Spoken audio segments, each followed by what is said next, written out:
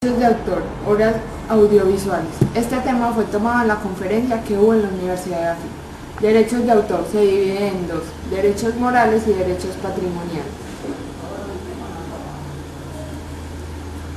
Autores de una obra audiovisual. Las obras audiovisuales comportan tres tipos de autorías diferentes. Así pues, se deben registrar los trabajos realizados por las siguientes personas: por el director realizador, por el guionista, autor del argumento y del diálogo, por el compositor musical, incluido el letrista de la obra audiovisual. Los derechos de autor que se generan. Existen dos tipos de derechos de autor: los derechos patrimoniales y los derechos morales. Los derechos patrimoniales son los derechos de reproducción, distribución, comunicación pública y transformación. Estos derechos se expresan en diferentes modalidades o soportes de explotación. Los derechos morales son los que hacen referencia al reconocimiento de autoría e integridad de la obra creada y son irrenunciables e inalienables. La cesión de los derechos de autor.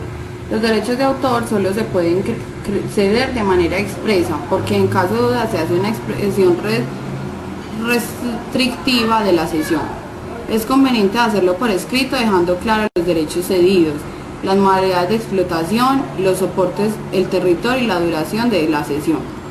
Gestión de los derechos de autor. Cada vez que una obra audiovisual se exhibe en una sala de cine o se emite por televisión, se generan derechos de autor. Para poder cobrar estos derechos se debe ser socio de una sociedad de autores y registrar la obra audiovisual, indicando el porcentaje que corresponde a cada uno de los autores por la realización de la obra.